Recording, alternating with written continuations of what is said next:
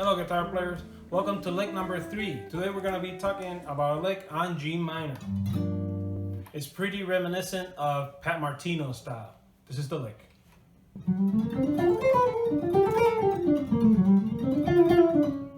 The lick starts with an approach into the root, and then we go up the scale up to the 5th of the G minor. From here we're going to skip E into F,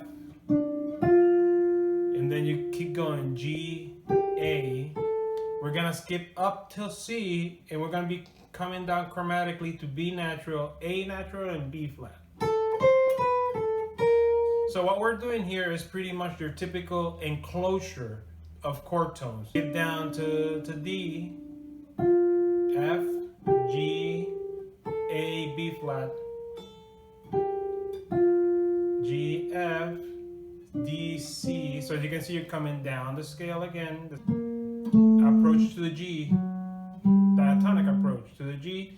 Then we're going out the scale again, stopping in D, and again we're skipping the E into F. And we end the lick on C sharp.